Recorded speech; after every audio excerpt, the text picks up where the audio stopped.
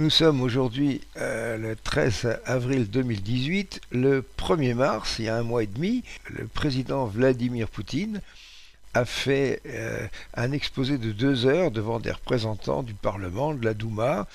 Et dans la seconde partie, il a évoqué l'existence d'armes russes tout à fait exceptionnelles. Comment ça se passe entre les Russes et les Américains depuis des décennies? Finalement, c'est pas très compliqué. Là, on parle de guerre froide, mes missiles contre tes missiles, mes sous-marins contre tes sous-marins. Mais derrière tout ça, il y a quelque chose de beaucoup plus costaud, c'est le beurre ou les canons. Alors à ce moment-là, les Américains sont plus riches que les Russes, et eux, ils ont décidé qu'ils pouvaient s'offrir le beurre et les canons. Et pour les Russes, ça posait un problème.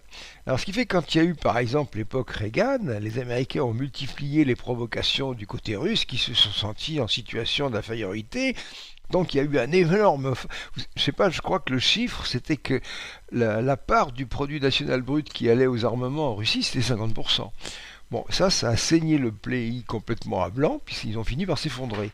Alors le brave Gorbatchev a opté pour une détente, qui était en fait une fausse détente, et le pays est parti complètement en miettes. Helsinki a accepté de le flanquer par terre, et voilà tout d'un coup Poutine qui arrive en selle, et nous avons en face les présidents successifs, Obama, maintenant c'est Trump. Et qu'est-ce qu'ont fait les Américains? Eh bien, ils ont dénoncé le traité sur les armes antimissiles. Il y avait un traité ABM, Anti-Ballistic Missile, où on s'interdisait le fait de construire des choses comme ça. Sur Terre, les hommes passent leur temps à se faire la guerre. Regardez, entre la Première et la Seconde Guerre mondiale, entre 1918 et 1939, il s'est écoulé 21 ans. C'est très court. Eh bien, en dépit de tout ce que les gens avaient enduré pendant la Première Guerre mondiale, on a quand même trouvé le moyen d'en fabriquer une seconde, 21 ans après, en 1939. Quel âge avaient les citoyens allemands en âge de faire la guerre? Alors si vous prenez un type qui avait 18 ans en 1918, 21 ans après, il en avait 39. Vous prenez un type qui avait 28 ans en 1918, il avait 49 ans. Il y avait des gens qui étaient dans la force de l'âge et qui ont quand même été embarqués dans cette guerre et qui n'ont pas pu dire arrêtez, la guerre c'est horrible. Donc depuis la Seconde Guerre mondiale, quelque chose est apparu grâce à l'arme nucléaire. Parce que la guerre nucléaire, c'est tellement horrible qu'on ne peut pas la faire. Alors on a cette stratégie qu'on appelle MAD. En anglais, MAD, ça veut dire fou. Ça veut dire Mutual Assured Destruction, la destruction mutuelle assurée. Donc on ne peut pas se lancer dans une troisième guerre mondiale nucléaire parce qu'on morflerait. Alors par contre, si on a des armes antimissiles, eh bien à ce moment-là, on pourrait éventuellement attaquer l'autre, mais se protéger soi-même. Donc les Américains ont tablé sur le coup, on va développer des armes antimissiles et les Russes vont être obligés de faire la même chose. Alors ce sera mes armes antimissiles contre les tiennes jusqu'à ce que les Russes finissent par crever économiquement comme l'Union soviétique quelques années plus tôt. Alors dans un premier temps, les Russes ont développé des armes balistiques conventionnelles mais en accroissant énormément la portée. Donc écoutez ce que dit Poutine. Le système d'armes Voyevoda avait la portée de 11 000 km. Il n'y a pas de limite pour la portée de ce nouveau système d'armes Sarmat. Comme vous l'avez vu dans la vidéo, ce système d'armes pourrait frapper tout objectif via le pôle sud ou bien le pôle nord. Si vous prenez une map monde, vous voyez tout de suite que le chemin le plus court qui mène de la Russie aux États-Unis passe par le pôle Nord.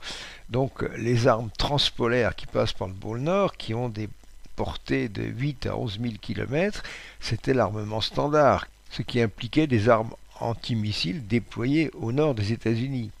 Les Russes annoncent qu'ils ont développé un système Starmat avec des fusées beaucoup plus puissantes qui peuvent faire des attaques transpolaires en passant par le pôle sud. Et là, vous voyez sur cette image empruntée une des vidéos présentées par Poutine, les trajectoires alléguées qui effectivement ont des allongements considérables. Mais maintenant, Vladimir Poutine poursuit son discours. Ce n'est pas tout. Nous avons commencé à mettre en place des systèmes d'armes qui n'utilisent pas des trajectoires balistiques. Et cela veut dire que le bouclier antimissile perd son sens. Effectivement, s'agissant de protéger les États-Unis, on ne peut pas envisager un bouclier antimissile planétaire qui puisse prendre en charge toutes les approches, toutes les trajectoires. Ça n'est pas possible. Alors maintenant, écoutez bien la phrase suivante de Poutine. C'est la création de l'installation nucléaire de petite dimension qui équipe notre missile de croisière, qui possède les mêmes dimensions que le missile américain Tomahawk. Là, vous avez bien noté ce qu'il vient de dire. Il parle d'un petit générateur nucléaire qui est logé à bord d'un missile Tomahawk. Alors, qu'est-ce que c'est qu'un missile Tomahawk? Là, vous en avez une image. Il est en train de voler à 800 km/h à côté d'un avion américain.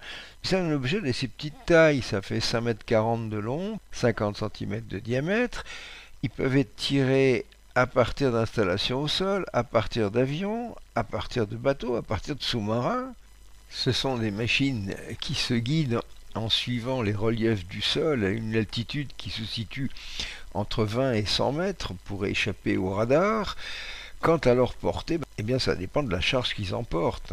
Alors quand ils ont une charge maximale, ils ont une portée de 1100 km. Et puis avec quelque chose d'un peu plus léger, c'est 2500 km. Maintenant, faites très attention à ce que dit Poutine. Il s'agit donc d'un missile de croisière russe qui est d'assez petite taille. Et voilà ce qu'il annonce concernant ses performances. Qui vole à basse altitude, qui est très difficile à détecter, avec presque la portée illimitée. Vous avez bien entendu, ce missile de croisière russe a une portée illimitée. Ça, c'est rigoureusement impossible avec une source d'énergie chimique. Donc c'est une source nucléaire. Alors c'est vrai que dès l'après-guerre, les Américains, par exemple, ont envisagé de fabriquer des sous-marins nucléaires qui aient une portée illimitée, mais aussi des avions nucléaires à portée illimitée. Mais le problème, c'est le blindage. Autant c'est une chose on peut mettre à bord d'un sous-marin nucléaire, autant sur une machine volante, ça n'est pas possible parce que c'est beaucoup trop lourd. Mais maintenant, les Russes ont appliqué le principe suivant. Puisqu'il s'agit d'un missile de croisière qui porte une arme, on doit peut-être apporter une certaine protection pour le système de guidage, mais on n'a pas besoin de l'équiper d'un blindage. Alors il se passe une chose, c'est que lorsque vous avez une source d'énergie de type nucléaire, c'est-à-dire un réacteur, eh bien tant que ce réacteur n'a pas été amorcé, il ne produit aucune radioactivité. Regardez, sur le dessin suivant, vous avez un ensemble de barres, et dans cette géométrie, la divergence du réacteur n'est pas créée, donc il n'y a aucune radioactivité. Maintenant, tout d'un coup, je réunis ces barres, le cœur devient critique, il y a émission d'une énorme quantité de radioactivité, mais ça, on fait ça lorsque le missile a quitté le silo, a quitté le sous-marin, a quitté l'avion, et le fait qu'il soit radioactif, ça ne pose plus aucun problème. Ensuite, peu importe la façon dont on va convertir cette énergie issue de la réaction nucléaire, pour en faire de l'électricité, de toute façon, on va avoir un rapport puissance électrique développée sur poids absolument phénoménal, et en plus sans limitation de temps. Alors, si on dispose de cette source d'énergie électrique de grande puissance, à la fois compacte et légère, eh bien pour voler, on va utiliser la MHD. Poutine nous annonce que ce système est d'ores et déjà opérationnel. Nous avons constaté toutes les performances qui ont été prévues. D'où un premier système d'armes basé sur un missile de croisière qui a une portée illimitée et qui emporte son énergie sous forme nucléaire. Et ce qui nous permet de créer la nouvelle forme de notre système d'armes à base de missiles croisières avec le système embarqué énergétique. Avec sa source d'énergie d'origine nucléaire, ce missile de croisière a une autonomie absolument illimitée qui lui permet d'adopter n'importe quelle trajectoire totalement imprévisible et Poutine de conclure. Et avec la trajectoire imprévisible, donc ce système d'armes est invulnérable face à des systèmes modernes existants. Et à la fin de 2017, nous avons réalisé le premier lancement réussi de ce nouveau missile de croisière russe. Là, la vidéo montre la Terre avec un missile qui part et puis qui évite des zones en bleu qui représentent les zones de défense et qui finit par pouvoir attaquer la côte ouest américaine après avoir contourné l'Amérique du Sud. Comme vous le comprenez, rien de tel n'existe chez personne dans le monde. Ça, c'est évident. Et on peut se poser cette question parce que les Russes n'ont jamais bluffé en matière d'armement. Et là, c'est simplement la rupture qui existe entre la propulsion nucléaire et la propulsion chimique. Ça s'est passé avec les sous-marins et on a vu tout d'un coup des sous-marins nucléaires qui avaient une portée illimitée, qui pouvaient naviguer pendant des années sans jamais refaire le plein de carburant parce qu'ils n'ont pas de carburant. Maintenant, si on prend un missile de croisière et qu'on lui donne une source d'énergie nucléaire, en plus tous ces composants, on n'a pas besoin pour ces composants d'avoir une durée de vie très importante. Il suffit que ça dure le temps que dure la mission.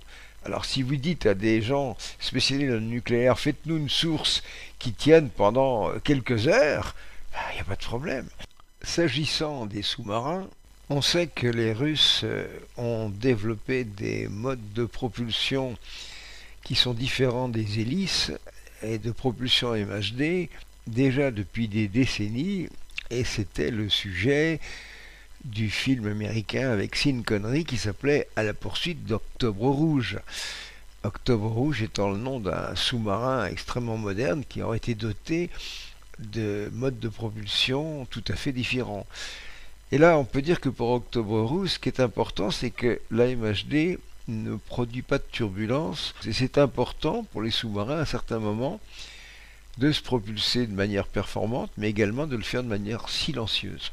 Vous imaginez bien que ce que les Russes ont adapté pour un missile de croisière aérien, ils se sont empressés de le faire pour des engins sous-marins.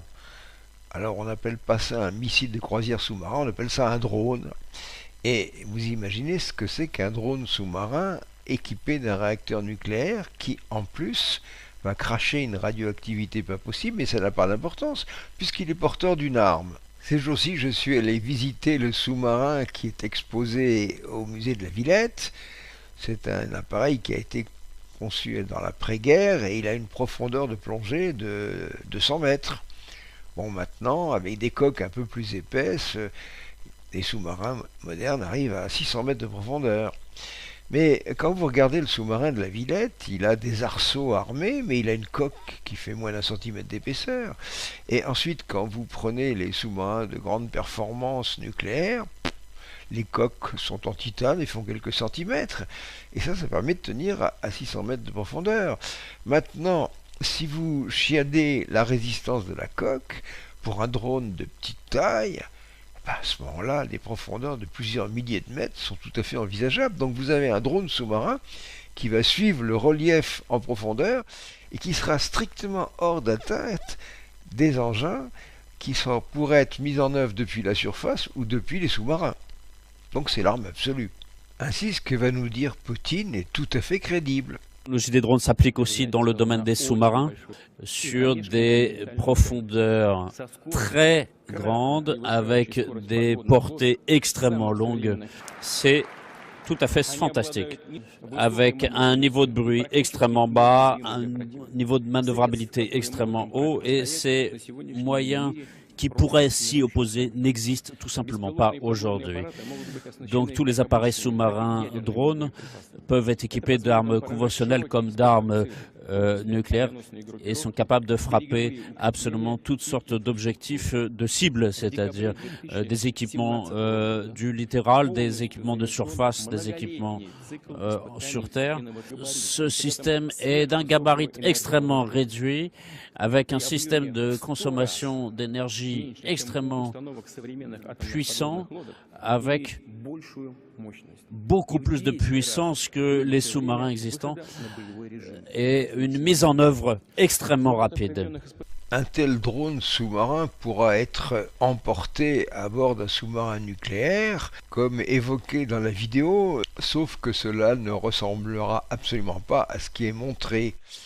Ce drone sous-marin sera équipé d'un réacteur nucléaire sans blindage, qui, lorsqu'il entrera en criticité, dotera cette unité sous-marine d'une puissance phénoménale qui pourra le faire aller à une vitesse bien supérieure à celle du sous-marin et des torpilles.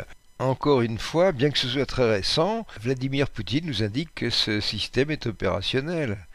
Et on n'a aucune raison de mettre sa parole en doute. Nous avons mené un certain nombre d'essais et de manœuvres en décembre 2017. Ceci nous permet de mettre en place de nouveaux systèmes d'armes nucléaires. Alors la question qui se pose, c'est quel type d'explosif nucléaire mettons dans un drone sous-marin? Il est évident à ce moment-là qu'on ne vise plus la précision. Il ne s'agit plus d'envoyer un missile de croisière qui est précis à quelques mètres près. C'est une arme de dissuasion, c'est pas une arme tactique. Donc sur un drone sous-marin, étant donné qu'on n'est pas limité en charge, on mettra des bombes de 100 mégatonnes. Et à ce moment-là, en amenant ça devant le port de New York ou le port de San Francisco, en faisant péter un truc pareil dans l'eau, on aura un tsunami de 200 mètres de hauteur qui va détruire la ville, quoi. Mais ces armes, ce ne sont pas faites pour être utilisées, elles sont dissuasives. C'est comme ça que j'interprète la fin de phrase suivante. Avec des munitions extrêmement puissantes.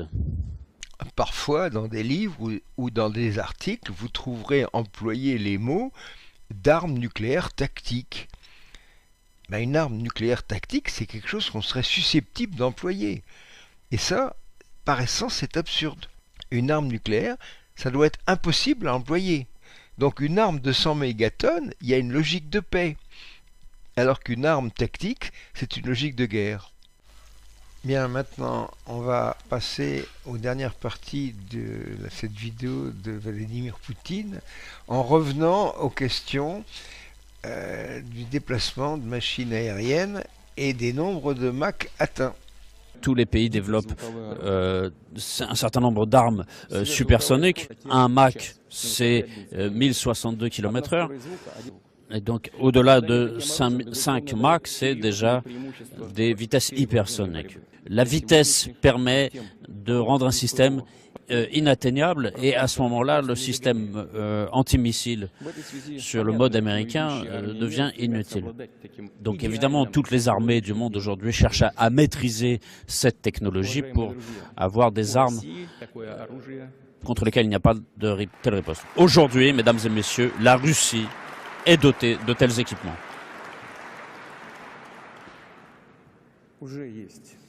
Ils existent.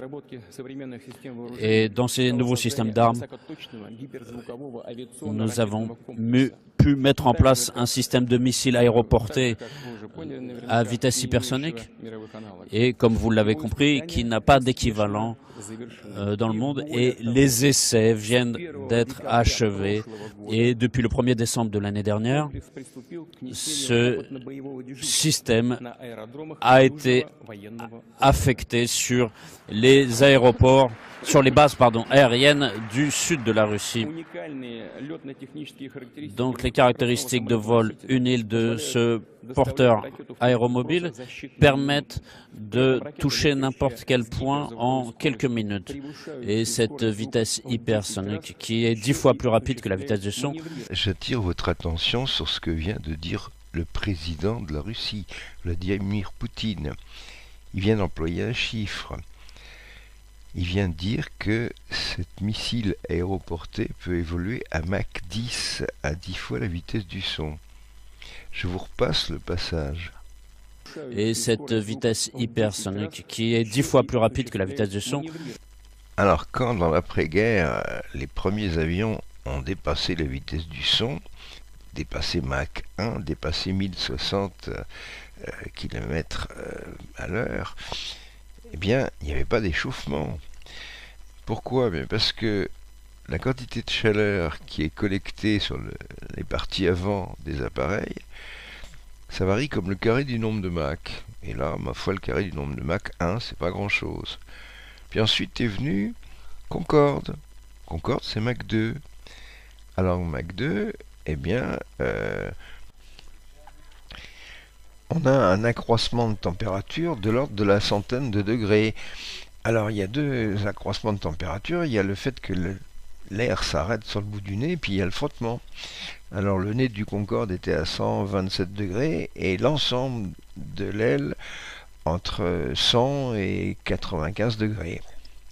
Et tout cela entraînait une dilatation de l'appareil au cours du vol qui dépassait 20 cm. Mais c'est compatible avec la façon de construire les appareils, c'est-à-dire avec des alliages légers, des alliages qui ont des températures de fusion de 600 degrés centigrades. Et puis vous savez qu'il y a aussi le fameux Blackbird, l'oiseau noir, l'avion espion américain qui arrive à faire Mach 3,6. Et là, on va tout de suite se heurter à ce qu'on appelle le mur de la chaleur. Il y avait le mur du son, là c'est le mur de la chaleur. Les parties des appareils qui souffrent le plus, c'est celles qui sont dans les parties frontales, juste à ce qu'on appelle le point d'arrêt, c'est-à-dire lorsque l'air arrive, et puis sur le point d'arrêt, l'air est immobile, donc autrement dit, il se recomprime, et c'est cette température de compression qu'on cite. Et là, à ce moment-là, pour le SR-71, pour le Blackbird, ça atteint 500 degrés. Au cours de sa croisière hypersonique, la température de paroi sur toute la surface du Blackbird atteint plusieurs centaines de degrés. Mais cet accroissement de température est lié au frottement de l'air sur la surface de la voilure et du fuselage. Et cet échauffement est tel que la dilatation de l'appareil est considérable. Et elle est tellement importante qu'on ne peut pas prévoir des réservoirs de carburant qui sont complètement jointifs. Donc autrement dit, le SR-71 doit décoller, doit faire un petit tour, un petit galop d'essai à Mach 3,5 au-dessus du terrain, de façon à se dilater. Et à ce moment-là, quand il décolle, eh bien, le carburant fiche le camp, il fuit comme c'est pas possible. Cette première partie du vol permet de porter l'avion à sa température de fonctionnement. Il va donc se dilater et à ce moment-là, les réservoirs de carburant deviendront étanches. Alors ça permettra, après qu'il ait repris une vitesse plus faible, de le ravitailler en vol, de remplir ses réservoirs à ras-bord et seulement à ce moment-là, il peut commencer sa mission.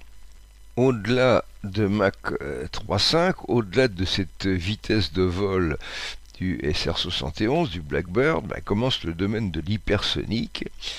Et vous avez entendu Poutine citer Mach 5 jusqu'à 5 fois la vitesse du son. Et entre 3,5 et Mach 5, eh bien, on envisagera de permettre à l'appareil d'endurer ses contraintes thermiques simplement avec les qualités des matériaux utilisés. Alors qu'est-ce que c'est que ces matériaux? C'est par exemple, c'est tout à fait les tuiles de la navette spatiale, c'est-à-dire ce sont des matériaux composites à base de carbone qui résistent à des températures assez élevées jusqu'à 2500 degrés. Supposons qu'on veuille envisager des températures encore plus élevées, par exemple sur un bord d'attaque de voilure ou sur le bout du nez d'un missile. On va utiliser par exemple le tungstène. Alors le tungstène, c'est les filaments de lampe électrique. Bon, ça tient 3000 degrés. Mais on n'a rien de mieux. Maintenant, vous vous souvenez, Poutine a parlé de Mach 10, 10 fois la vitesse du son. Alors là, on va avoir une température d'arrêt supérieure. Ça monte à combien? Dans les 6000 degrés. Il n'y a aucun matériau sur Terre qui est capable de résister à des températures pareilles. Donc comment marche le missile de M. Poutine? Il utilise la MHD et c'est pas possible de faire autrement. C'est la seule solution. Qu'est-ce que c'est que cette MHD? Ça veut dire magnéto-hydrodynamique, mais les Russes emploient le mot MGD, c'est-à-dire magnéto-gaz dynamique. C'est l'art et la manière d'agir sur un fluide avec des forces électromagnétiques, avec un champ magnétique et une décharge. Donc il faut disposer d'une forte puissance électrique installée, d'où l'intérêt d'avoir ce petit générateur nucléaire à bord du missile qui va fournir cette puissance électrique. Alors à partir du moment où on a cette puissance électrique, eh bien on dispose un petit peu de bras comme ça qui va permettre de ramer. Jusqu'à quel point ces forces électromagnétiques, ces forces de Laplace ou de Lorentz sont-elles efficaces? Eh bien, imaginez, prenez par exemple les moteurs du Concorde. J'enlève le moteur Et puis là-dedans, je mets un bobinage qui crée un champ magnétique d'un Tesla. Et puis je mets des électrodes et je crée un courant d'1 ampère par centimètre carré. Ça n'a pas l'air d'être beaucoup, mais ça fait quand même 10 000 ampères par mètre carré. Et à ce moment-là, si on calcule la force JB, c'est-à-dire l'intensité par le champ magnétique, eh bien on va trouver 1 tonne par mètre cube, 1 tonne force. Alors prenez de l'air qui fait 1,3 kg par mètre cube, et sur ce 1,3 kg vous mettez 1 tonne, vous imaginez l'accélération. Alors ça c'est tout à fait réaliste. Quand on faisait des expériences de laboratoire dans les années 60 à l'Institut de mécanique des fluides, eh bien on avait un accélérateur MHD, et sur quelques centimètres, le plasma gagnait 8 km/s. Vous voyez, donc, autrement dit, ces forces électromagnétiques, c'est une façon autoritaire d'agir sur un gaz en disant tu discutes pas, tu vas à droite, tu vas à gauche, tu fais ce que je te dis. Bien, revenons maintenant à l'échauffement sur la partie frontale des engins, sur leur point d'arrêt. L'échauffement, il est lié à la recompression, elle-même liée à l'onde de choc. Et cette recompression, elle est liée justement, on appelle ça stagnation point en anglais, c'est-à-dire le point où le plasma, où le gaz stagne, il ne peut pas s'évacuer. Donc c'est cette compression qui fait que la température augmente. Bon, maintenant, on va évoquer cette formation d'une onde de choc. Prenez un autobus qui pénètre dans une foule. Et dans cette foule, les gens marchent à pied. Alors ils vont à 50 cm par seconde. Alors si l'autobus rentre dans cette foule à moins de 50 cm par seconde, il n'y aura pas de problème. Les piétons arriveront à s'évacuer de chaque côté du pare-choc. Mais si vous allez plus vite, vous allez être en supersonique, vous allez faire de la chair à pâté, quoi. Bon, ben c'est pareil pour les molécules d'air. Les molécules d'air, par exemple dans l'air atmosphérique, elles se baladent à 340 mètres par seconde. Donc si vous rentrez là-dedans à une vitesse plus faible, l'air a le temps de s'évacuer. Mais si vous rentrez en supersonique, eh bien c'est plus possible. Il faut donc que l'air se configure de façon à pouvoir s'évacuer. Donc il faut qu'il augmente sa vitesse du son local, il faut qu'il augmente sa vitesse d'agitation thermique, donc sa température. Donc vous comprenez pourquoi il y a une température plus forte derrière une onde de choc. Donc qu'est-ce que c'est que la MHD ? Eh bien ça consiste à dire on va supprimer la cause pour supprimer l'effet. Donc on va empêcher les ondes de choc de se former. Et pour les empêcher de se former, eh ben c'est pas difficile. On va utiliser des forces électromagnétiques qui aident les molécules d'air à passer. Tout cela, je l'ai expliqué dans une bande dessinée scientifique qui s'appelle Le Mur du Silence, que j'ai publiée il y a une trentaine d'années. Et heureusement, vous pourrez la télécharger gratuitement à cette adresse sur le site de Savoir sans frontières. Alors pourquoi ce titre, Le Mur du Silence ?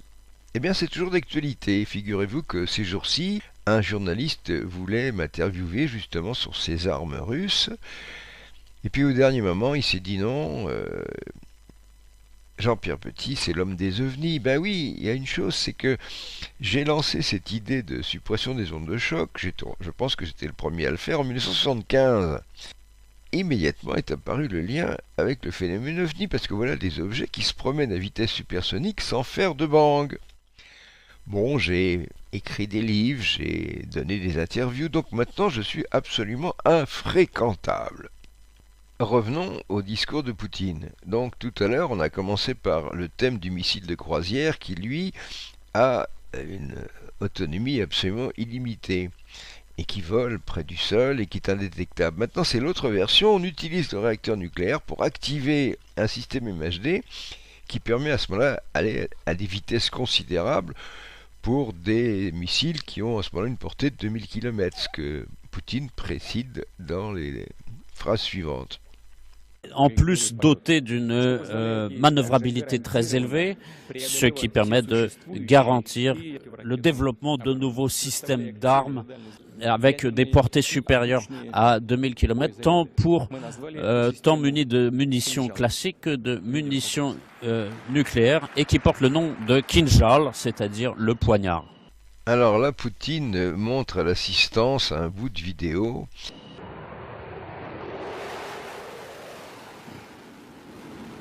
Mais alors franchement, si ce truc-là marche à Mach 10, je mange mon chapeau. Non, je crois que toutes les vidéos qui sont montrées sont là juste pour fixer les idées. Vous verrez, Poutine le précisera un peu plus loin. Ce n'est pas tout. Ce bond en avant dans le domaine technologique concerne aussi la mise en place d'un nouveau système de missiles stratégiques comme système d'armes principal, et les essais ont été achevés. Encore une fois, je le répète, nous avons souvent dit à nos partenaires américains et européens de l'OTAN que nous prendrons tous les moyens nécessaires pour neutraliser les systèmes de défense antimissiles occidentaux qui menacent notre État. Nous l'avons dit lors de négociations, nous l'avons dit publiquement et nous l'avons dit encore une fois récemment après les grandes manœuvres nucléaires que nous avons menées. Je dois dire que ce qui vient d'être dit et chaque mot que j'ai prononcé a son rôle. Notre système est unique au monde, aucun autre État ne l'a. Fin de la citation. Chaque mot a sa valeur parce que j'ai parlé notamment du système qui permet d'éviter les limites classiques des contingences géographiques. Nous l'avons dit ouvertement de façon à inciter nos partenaires à discuter. C'est pas la première fois. En 2004, déjà je l'avais dit, la Russie a longtemps eu du retard. Personne ne voulait parler avec la Russie. Personne ne nous a écoutés. Écoutez-nous. Maintenant, écoutez-nous. Nous vivons une époque où, pour une puissance, le fait d'avoir un impact international repose sur sa force. Et pendant longtemps, la Russie a été mise hors jeu. La Chine l'est toujours, d'ailleurs.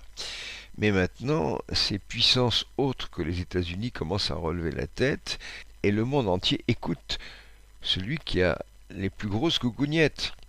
Et c'est ce qu'avait compris De Gaulle dans l'après-guerre, qui a immédiatement réclamé sa force de frappe, pas tellement pour se défendre contre un ennemi, mais plutôt pour peser sur le plan international. Actuellement, les grandes puissances sont celles qui ont l'arme nucléaire. Mais assez vite, posséder l'arme nucléaire ne suffisait pas. Alors effectivement, celui qui avait les armes antimissiles avait un avantage par rapport aux autres. Ça devenait le gendarme du monde, ça devenait celui qui pouvait imposer son autorité en créant un monde unipolaire. Mais là, avec la déclaration de Poutine, les choses ont changé. On est déjà dans un monde bipolaire et peut-être un jour tripolaire. Et peut-être c'est une garantie de paix parce qu'un monde unipolaire, c'est inquiétant. Surtout quand le président de cet État est M. Trump. À ce stade de son discours, cela a valu à Vladimir Poutine une standing ovation.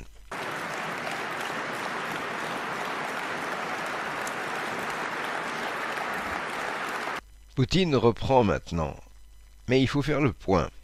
On a d'abord eu un missile de croisière alimenté par une source d'énergie nucléaire, avec une très grande portée, une portée infinie.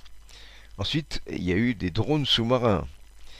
Et puis, troisième point, c'est un missile à portée moyenne, 2000 km, mais hypersonique, à Mach 10, emporté par avion. Maintenant, c'est le quatrième point.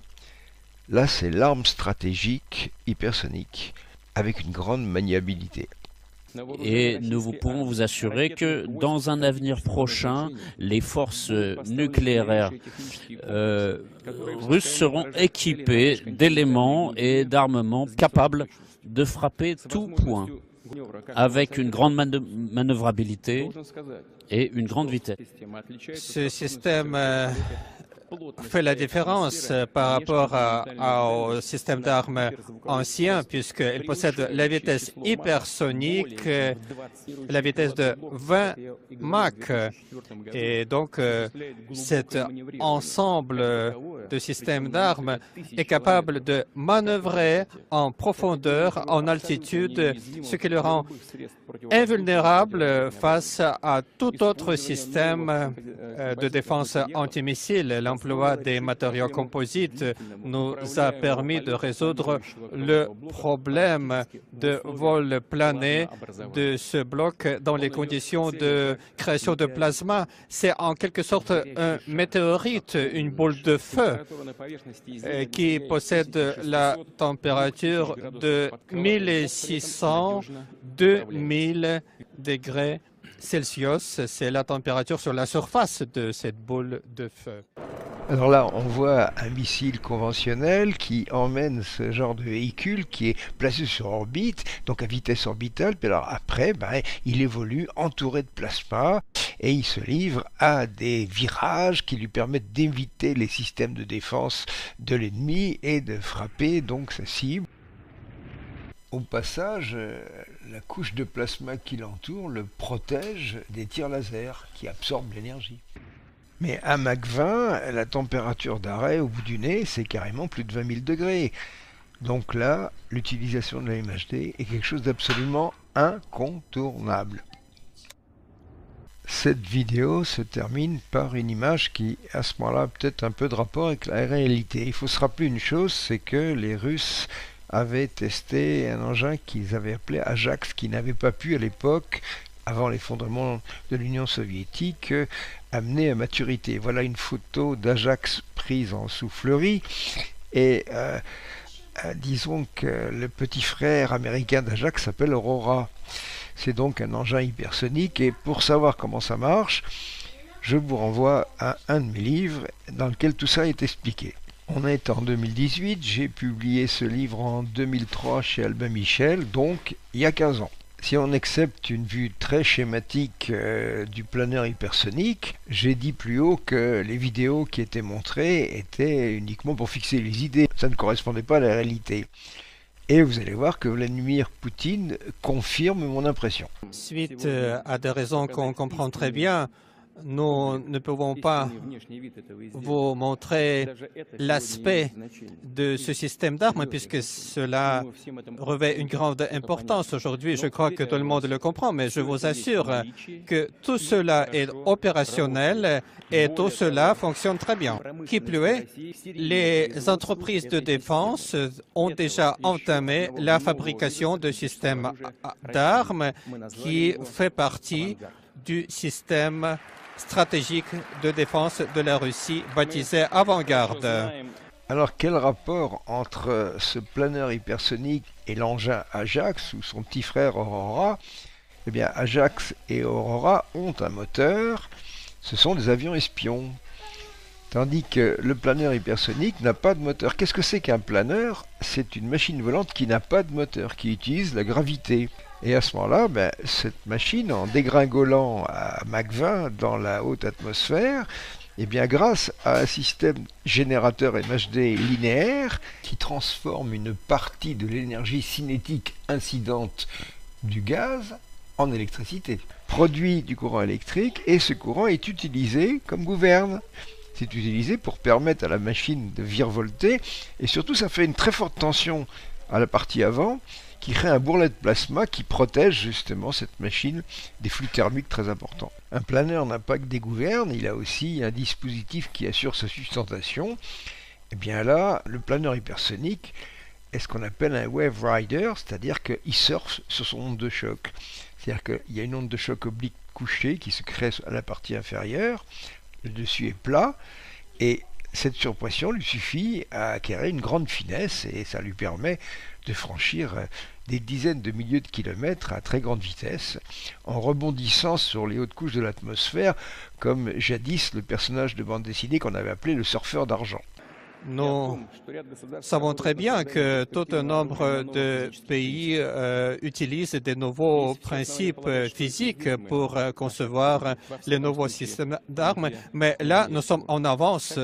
Dans la fin de cette vidéo, Vladimir Poutine tient à signaler que la Russie est loin d'être en retard dans des armes comme l'arme laser. Toujours, nous avons par exemple atteint des grands résultats dans la création de l'arme à laser. Ce ne sont pas des assertions théoriques et pas simplement le début de fabrication. Non, les systèmes d'armes laser équipent déjà l'armée russe. Quelle conclusion formuler à partir de tout cela? Bon, ça n'est pas rien. Comme je l'ai dit, les Russes n'ont jamais menti sur leur capacité militaire. Disons que lorsqu'il y a eu cet effondrement de l'Union soviétique, on a assisté à une migration de cerveaux russes vers l'Ouest, mais il faut croire qu'il en est resté pas mal sur place. Et puis surtout, ces gens-là, ils ont un certain patriotisme, ils travaillent aussi pour la survie de leur pays. Poutine a trouvé des cerveaux pour concevoir tout ça. Et les physiciens russes ont toujours été des gens au top niveau. Il est tout à fait exact qu'au moment de l'effondrement de l'Union soviétique, la science russe a connu une crise majeure. Les laboratoires n'avaient plus de quoi payer les gens qui travaillaient chez eux. Les projets étaient mis en croix par manque de financement. Mais peut-être les États-Unis ont dû sous-estimer les capacités de récupération de la Russie. La guerre froide n'a jamais cessé, simplement elle s'est déplacée, c'est devenu une guerre froide économique.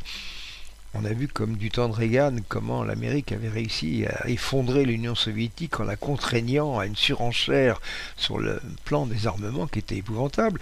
Mais là, la Russie d'aujourd'hui a joué sur le qualitatif plutôt que sur le quantitatif. Lorsque Obama envoie sa flotte se promener en mer de Chine, c'est aussi pour provoquer les Chinois et les amener aussi à développer des armements qui seraient ruineux et qui pourraient compromettre leur économie.